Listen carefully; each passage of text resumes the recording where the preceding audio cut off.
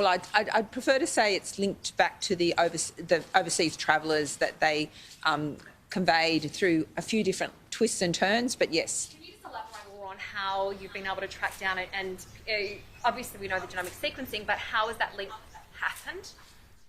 I think it's just about what we do. So any time we have a case, we look for who are the close contacts of that case. We then map out where they've been. We also look at what's called, in some situations, upstream.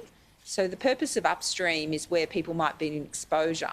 But in this case, we have identified possible sources when a person gets diagnosed. Obviously, transporting sick patients that actually had COVID is a plausible path.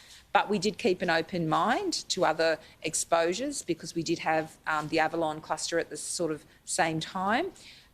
We then do close contacts, test around it, as we indicate they're the most likely to be positive, and then interview each case methodically at where they've been and find crossover points. But at some point, someone that overseas return traveller cluster has then come in contact with someone from this community. How is that? Just elaborate on how that's happened.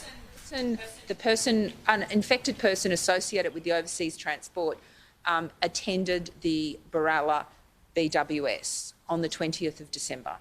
And we think that is the exposure, and then that has then triggered infections, which has then led to this cluster developing.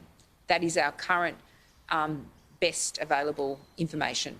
What about the cluster? I know we keep revisiting this. Is there any idea, or do we know any more about patient 0 now a few weeks down the track? No, we don't know the patient 0, the person who introduced it into the Avalon RSL. It is actually challenging because people's recall of when symptoms were onset.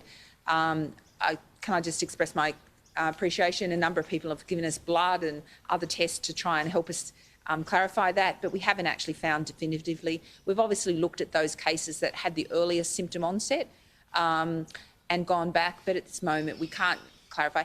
And to be perfectly frank, at this point, whilst that's useful for then finding that further link to Belrose or connecting it back to a source, at this point in time, we may never find that exact link back.